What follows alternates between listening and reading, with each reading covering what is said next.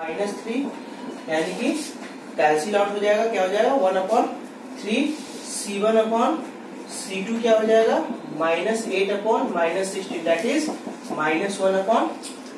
तो देखो बच्चों यहाँ से अगर एनालिसिस करो A1/A2 is equal to B1/B2 but does not equal to C1/C2, यानी कि बच्चों ये किसका कंडीशन होता है, दीज टू लाइन्स, ये और ये लाइन कैसा है आपस में पैरेलल टू ईच अदर। जब पैरेलल टू ईच अदर है तो यानी कि वो कैसा होगा इनकंसिस्टेंट होगा। तो इनकंसिस्टेंट है तो उसको हम लोग ड्रॉ करेंगे तो कोई सॉल्यूशन नहीं मिलेगा। तो ये सेकेंड इक्वेशन को ड्रॉ करना ग्राफ में नहीं है। क्यों नहीं है? क्योंकि मेरा क्वेश्चन में पूछ रहा है find the solutions. Okay, second हो गया बच्चों। अब देखो थर्ड वाला देखो, थर्ड वाला देखो, ये थर्ड में क्या क्वेश्चन है, 2x + y - 6 is equal to 0, again 4x - 2y - 4 is equal to 0। तो यहाँ से बच्चों a1 क्या value, a1 is equal to 2, b1 is equal to 1, c1 is equal to -6। ये क्या है, a2 is equal to 4, b2 is equal to -2, c2 is equal to -4। तो यहाँ से बच्चों a1/A2 अगर मैं निकालू तो ये क्या आएगा 2/4 that is equal to 1/2। b1/B2 निकालू तो ये क्या आएगा 1/-2 दैट इज 1/-1/2। C1/C2 यहाँ निकालू तो क्या आएगा बच्चों, C1/C2 निकालूंगा तो क्या आएगा -6/-4 दैट इज इक्वल टू 3/2। तो बच्चों देखो यहाँ से कंपेयर करो तो A1/A2, यहाँ देखो ना ये दोनों A1/A2 का रेशियो क्या है 1/2, B1/B2 का रेशियो क्या है -1/2। तो दोनों इक्वल से ना, तो A1/A2 does not equal to B1/B2 does not equal to C1/C2। तो ये कैसा लाइन होता है, जब ऐसा कंडीशन होता है तो these two lines are intersecting each other at a single point intersect होगा। तो बच्चों ये दोनों को मैं ड्रॉ करता हूँ, ग्राफ पे देखता हूँ, ग्राफ पे ये it has the unique solution. तो इसको मैं जब ड्रॉ करूंगा ग्राफ पे तो ये क्या आएगा, ऐसा आने वाला है, ये x हो जाएगा, y इज इक्वल टू क्या आएगा, y is equal to -2x + 6 और x is equal to 0, y is equal to 6, again x is equal to 3, y is equal to 0। फिर इसको मैं ड्रॉ करता हूँ, ये क्या होगा, ये ऊपर x है नीचे y है, तो ये क्या आ जाएगा बच्चों 4y is equal to 4x - 4/2। तो x इज इक्वल टू 0 था तो y इज इक्वल टू -2, जब x इज इक्वल टू 1 होगा तो y इज इक्वल टू 0। तो कल बताया था ना बच्चों, प्रीवियस 2-3 क्लास से बता रहा कि ड्रॉ करने के लिए मिनिमम मेरे को कितना पॉइंट चाहिए, 2 पॉइंट चाहिए, इसीलिए मैं 2 पॉइंट के बारे में डिस्कस किया। ओके, ये क्या हो गया आपका 0 1 2 3 4 5, ये क्या हो गया 6। ठीक, यहाँ पे क्या हो गया 1 2 3 4 5 6, 1 2 3 4 5 6, यहाँ क्या होगा -1 -2। पहले इसको ड्रॉ करता हूँ तो 0,6 यानी कि x जब 0 था तो y कितना था 6 था, यानी कि ये पॉइंट समथिंग यहाँ पे आएगा। ओके, सिमिलरली बच्चों x जब मेरा 3 था, y कितना था 0 था, यानी कि ये पॉइंट यहाँ पे आता है, यानी कि एक ही स्ट्रेट लाइन जैसे होगा।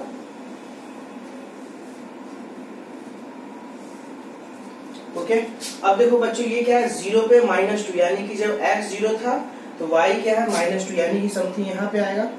ठीक, अब ये x 1 था तो y कितना था 0, यानी कि ये कुछ ऐसा है, यानी कि ग्राफ कुछ ऐसा बनेगा और ये आपस में यहाँ पे इंटरसेक्ट किया। बताओ बच्चों ये क्या हो गया, ये पॉइंट 2,2, यानी ग्राफिकली आप क्या बताए, ये पॉइंट जो इंटरसेक्शन का पॉइंट था वो क्या आएगा 2,2। ओके, ठीक, तो ये थर्ड आ गया आपका, कंसिस्टेंट था तो उसका मैं ग्राफ भी बना दिया। फोर्थ क्वेश्चन देखो, फोर्थ क्वेश्चन में क्या है, फोर्थ क्वेश्चन देखो 2x - 2y - 2 is equal to 0 and 4x minus 4y minus 5 is equal to 0। तो ये क्या हो गया बच्चों, a1 is equal to 2, b1 is equal to -2, c1 is equal to -2। ये क्या हो गया, a2 is equal to 4, b2 is equal to -4, c2 is equal to -5।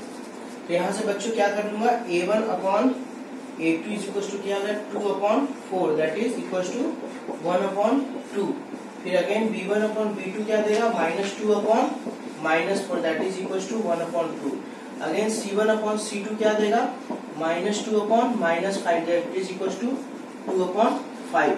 तो बच्चों यहाँ से मैं फिर क्या बोलूंगा, that is a1 upon a2 is equal to b1 upon b2 does not equal to c1 upon c2। ये बच्चों कंडीशन किसका होता है बताओ, ये कंडीशन किसका होता है, this is the condition of these two lines are, these two which line, this line and this line, these two lines are parallel to, two lines are parallel to each other। तो ये कैसा होता है,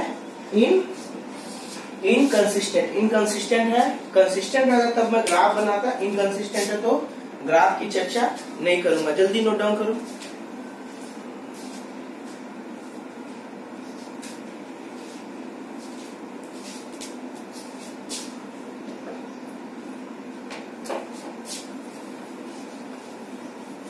question number 4 हो गया बच्चों। Question number देखो 5 के बारे में चर्चा करूंगा। क्वेश्चन 5 क्या कहता है,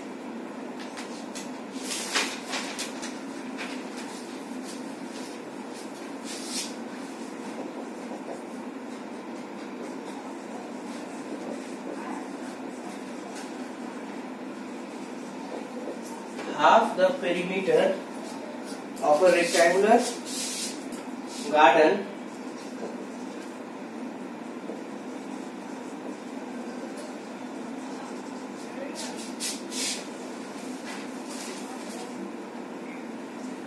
whose length is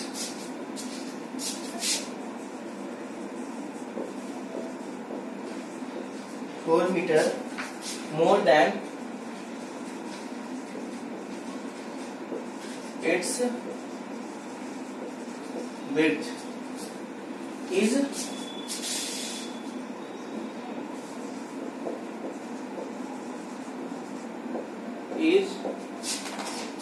36 meters.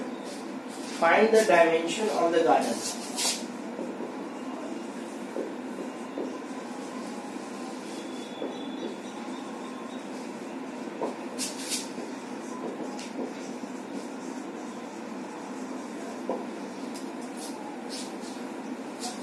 Find the dimensions of the garden.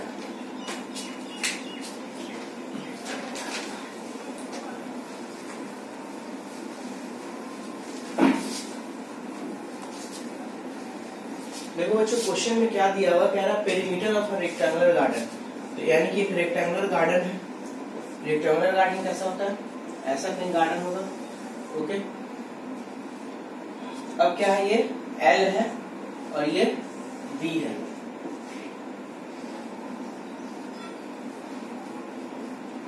ये आपका B ले लो और ये आपका L ले लो। ओके, अब बच्चों ये क्या है, A B C D ऐसे नेमिंग कर दो वर्टेक्स का। ओके, अब बच्चों क्या बोल रहा है, रेक्टेंगुलर गार्डन है, length is 4 metre. Sorry, let पहले अज्यूम कर लो, let the length of the garden is L metre and length and breadth of the garden is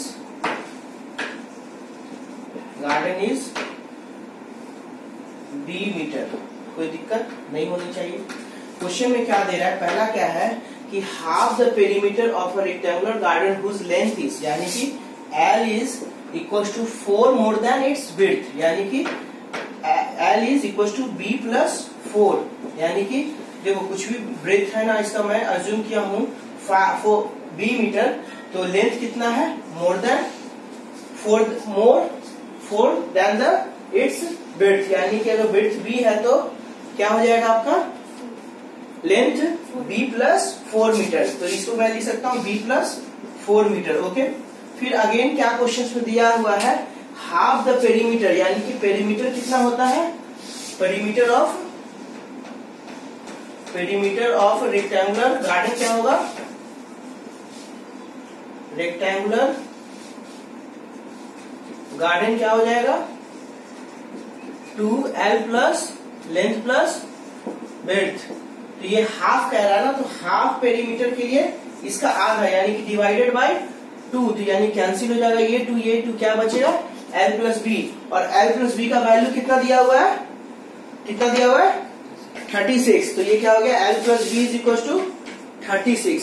तो दो इंफॉर्मेशन आ गए थे मेरे पास, क्या क्या आया बच्चों, l माइनस बी, एक इंफॉर्मेशन इससे आया l minus b is equal to 4 metre, पहला आ गया, again l plus b is equal to 36 metre. Okay बच्चों, अब इसको मैं क्या करूंगा, इसको मैं ना सिमिलरली जो प्रोसीजर फॉलो करते हैं हम लोग, क्या कि ये करते हैं, कह रहे हैं find the dimension of garden, तो यानी कि एल एंड बी का वैल्यू निकालना है। ओके, एल एंड बी का वैल्यू निकालना है, तो देखो बच्चों ग्राफिकली इसको आपने, फिर इसके बाद अभी मैं क्या किया, अभी मैं अलजेब्रिक एक्सप्रेशंस निकाल दिया, इसको क्या है, ये क्या है अलजेब्रिक एक्सप्रेशन, ये क्या है,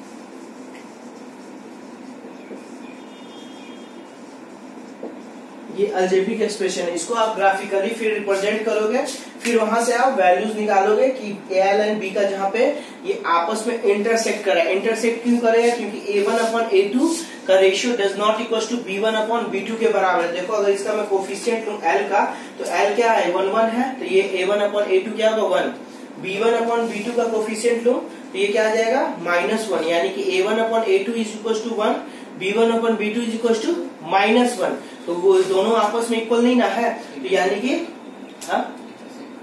इंटरसेक्ट करेगा आपस में, वो क्या करेगा आपस में इंटरसेक्ट करेगा, यानी कि इट इज द कंसिस्टेंट, तो कंसिस्टेंट है, तो बच्चों आप जब ये दोनों इक्वेशंस को ग्राफ में बनाओगे तो आपको क्या करेगा इंटरसेक्ट करेगा, तो वहां से आप एल एंड बी का वैल्यू निकाल लोगे। अगर मैं यहाँ पे ग्राफ बनाऊं ना तो बहुत टाइम कंज्यूमिंग है ये। अब इसको मैं एक अनदर मेथड से, इक्वेशंस के मेथड से सॉल्व करता हूँ। ये कैसे आप कर रहे हो सर? बच्चों मैं भी है ना बिल्कुल आपको है ना इसके बाद टॉपिक आपका आने वाला है algebraic method of solving a pair of linear equations. इसके बाद क्या मेथड आने वाला है? Algebraic method of solving a pair of linear equations. वहां पे बिल्कुल इस मेथड को मैं फिर से करके बताऊंगा आपको, तो बिल्कुल आपको इजी होगा, कोई टेंशन नहीं लेने का आप लोग। तो ये क्या आ गया L minus b is equal to 4 metre, ये क्या हो गया L plus b is equal to 36 metre. तो इक्वेशन 1 हो गया, इक्वेशन 2 हो गया। तो मैं बच्चों क्या कर रहा हूँ, इक्वेशन 1 को इक्वेशन 2 के साथ ऐड कर रहा हूँ। ओके, इक्वेशन 1 को इक्वेशन 2 के साथ ऐड किया, तो ऐड किया तो ये क्या आएगा बच्चों, देखो ऐड होगा तो लेफ्ट हैंड साइड का लेफ्ट हैंड साइड के साथ एडिशन होगा और राइट हैंड साइड का राइट हैंड साइड के साथ। तो ये क्या हो जाएगा L minus b plus L plus b is equal to 4 plus 36। तो ये दोनों देखो बी कैंसिल हो गया, क्या ये क्या बचा 2L is equal to 40, that is L equal to 20। समझ में आया क्या बच्चों?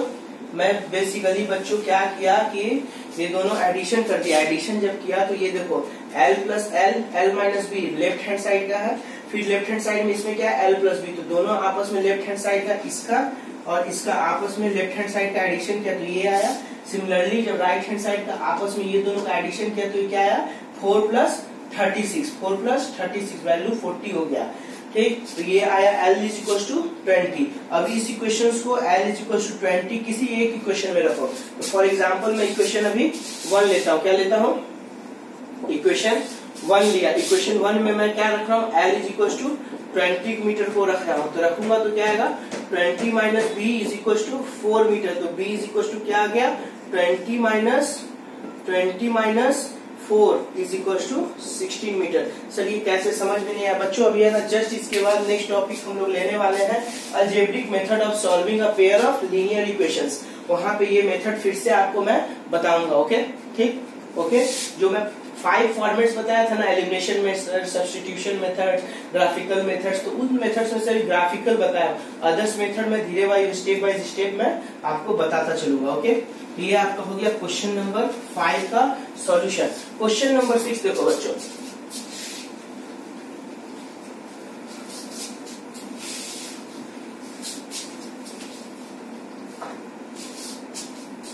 क्वेश्चन नंबर 6 देखो क्या कह रहा है, given the linear equation. Question number 6 क्या है, given the linear equation 2x plus 3y minus 8 is equals to 0, ऐसा है ठीक। write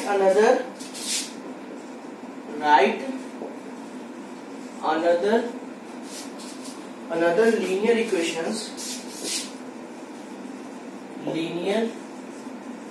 equation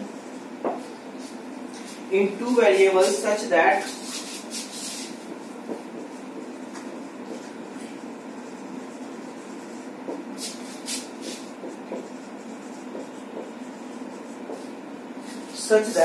the geometrical representation of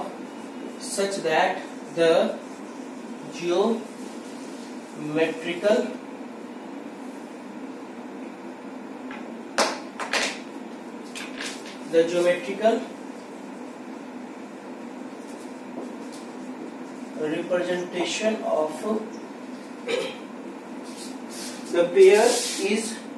the pair is formed so formed is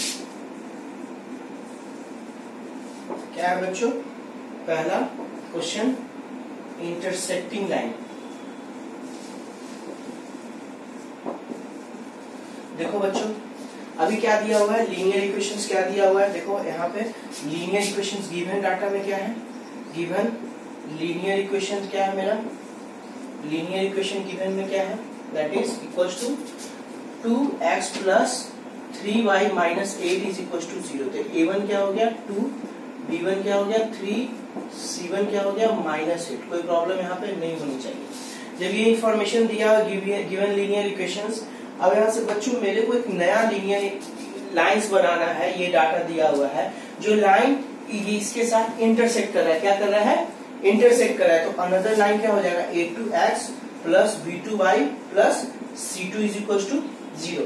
अब बच्चे तुम्हें मालूम है क्या, जब line intersect to each other होता है तो यानी कि a2 does not equal to b1 upon b2, ऐसा होता है ना। क्या होता है, ये लाइन दिया हुआ था तो इस लाइन का एक ऐसा और लाइन बनाओ जो कि इस लाइन के साथ इंटरसेक्ट कर रहा है। क्या कर रहा है, इस लाइन के साथ इंटरसेक्ट कर रहा है। तो देखो a1 2 है, b1 3 है, c1 -8 है। तो मैं ऐसा बनाऊंगा, ऐसा एक लीनियर इक्वेशंस बनाऊंगा जो कि क्या, ये आपस में इंटरसेक्ट नहीं करेगा। क्या करेगा, नहीं करेगा। तो देखो बच्चों अभी a1 अभी क्या था मेरा, a1 अगर 2 था और a2 कुछ रैंडम वैल्यूज है, ऐसा लेता हूं जो कि b1 क्या है 3 और b2 क्या है कुछ एक वैल्यूज आ गए। तो अब रैंडमली कोई भी वैल्यू ले सकते हो। देखो बच्चों अब मैं कोई एक लाइन बना रहा हूं जो कि इंटरसेक्ट करेगा इस लाइन को, तो आप कंफ्यूज मत होना कि सर ये a1 और a2 का वैल्यू क्या लिए। बच्चों ये आप पे डिपेंड करता है कि ऐसा वैल्यू लो कि ये बस इक्वेशंस को सेटिस्फाई ना करे। जैसे फॉर एग्जाम्पल मैं अगर ले लू a2 इज इक्वल टू 7 और b2 इज इक्वल टू 5, तो मेरा क्या आ गया, a1 अपॉन a2 कितना हो गया, a1 upon a2 is equal to 2 upon 7 and b1 upon b2 is equal to क्या हो गया 3 अपॉन 5। तो देखो ये आपस में इंटरसेक्ट नहीं कर रहे हैं दोनों, क्या आपस में ना, दोनों ये इक्वल नहीं ना, a1 upon a2 does not equal to b1 upon, ये दोनों आपस में इक्वल नहीं है। जब ये दोनों आपस में बच्चे इक्वल नहीं होंगे तो ये लाइंस कैसा होगा, जो अगर मैं a1 a2 7 और b2 5 लिया तो ये जो लाइन में लिया था, एज्यूम किया था, जो एक नया लाइन बनाया, तो ये क्या हो गया 7x plus 5y plus c2 का वैल्यू कुछ भी रैंडम ले लो, फॉर एग्जांपल 1 ले लेता हूँ, इज इक्वल टू 0। यानी कि एक लाइन लीनियर इक्वेशन ये दिया हुआ था, अगर मैं लीनियर इक्वेशन ये बना दिया, क्या बना दिया, ये बनाया तो ये दोनों क्या होगा आपस में इंटरसेक्ट टू ईच अदर, क्योंकि आप A1 और A2 का जो वैल्यू था B1 B2 का जो वैल्यू था C1 अपॉन C2 का वैल्यू था वो आपस में इक्वल्स नहीं थे। जैसे इक्वल्स नहीं होगा तो वो लाइन कैसा होगा, वो लाइन कैसा होगा, इंटरसेक्टिंग लाइंस होगा। तो पहला क्या हो गया। अब मन में डाउट हो रहा होगा कि सर A1 A2 B2 का वैल्यू 7 5 क्या लिए। बच्चे ये आप पे डिपेंड करता है, आप कितना भी लो, लेकिन बस ये जो कंडीशन है ना इंटरसेक्टिंग लाइन का, इसको सेटिस्फाई करना चाहिए वो वैल्यू। ओके, समझ में आया? ठीक, देखो इंटरसेक्टिंग लाइन हो गया। सेकेंड अब मैं क्या लेता हूं, सेकेंड क्या लेता हूं, सेकेंड क्या लेता हूं, पैरेलल लाइन। क्या है, पैरेलल लाइंस। देखो पहला क्वेश्चन क्या दिया हुआ है, पैरेलल लाइन का कंडीशन क्या होता है, A1 upon A2 is equal to B1 upon B2 does not equal to C1 upon C2। तो बच्चों A1 अपॉन A2 यानी कि A जैसा है उसका रेशियो A2 का, ये दोनों का ratio equal to B1 upon B2 का। तो लाइन क्या दिया हुआ, 2x plus 3y minus 8 is equal to 0। तो A1 यहाँ क्या हो गया, 2 हो गया क्या, B1 क्या हो गया, 3 हो गया क्या, C1 क्या हो गया, माइनस 8। तो आपको एक नया लाइन बनाना है, A2x plus B2y plus C2 is equal to 0। तो बच्चों A2 अगर मैं 4 ले लिया फॉर एग्जाम्पल, तो B2 क्या लेना पड़ेगा, 6। क्यों लिया, क्योंकि देखो A1 क्या हो गया मेरा, A1 अपॉन A2 क्या हो गया, 2 upon 4। Similarly B1 upon B2 क्या हो गया, 3 upon 6 that is equal to 1 upon 2। फिर ये क्या हो गया 1 अपॉन 2, फिर A1 अपॉन A2 भी क्या हो गया 1 अपॉन 2। देखो बच्चों ये दोनों इक्वल है क्या, ये क्या बोल देंगे पैरेलल लाइन। लेकिन C1 अपॉन C2 जो है ना, कुछ ऐसा लो C2 फॉर एग्जाम्पल मैं C2 को लेता हूँ -24। तो ये देखो C1 अपॉन C2 क्या हो गया, C1 अपॉन C2 क्या हो गया, -8 upon -24 that is equal to 1 upon 3। तो 1 अपॉन 3 देखो इक्वल्स नहीं ना, इसके बराबर नहीं ना है, तो ये कंडीशन सेटिस्फाई कर रहा है। तो ये क्या हो जाएगा, जो लाइन लिया था, ये लाइन अगर मैं बनाऊं, इस लाइन को अगर मैं फ्रेम करूं तो ये क्या हो गया था, 4x plus 6y minus 24 is equal to 0 is a parallel line to which one, this one. Okay, समझ में आ रही बात? ठीक बच्चों, ये क्या हो गया पैरेलल लाइंस। अब थर्ड क्या है, थर्ड क्या है बच्चों, थर्ड आपका है कोइंसिडेंट। क्या है, कोइंसिडेंट लाइंस। कोइंसिडेंट्स मतलब बच्चों कि A1 upon A2 is equal to B1 upon B2 C1 upon C2। मतलब कि दो लाइंस है तो उसका कोफिशिएंट का रेशियोस इक्वल्स होगा। तो फॉर एग्जांपल एक line 2x plus 3y minus 8 is equal to 0 है, तो अनदर जो लाइन अगर A2 इज इक्वल टू 2 हो गया, B1 is equal to 3, C1 is equal to minus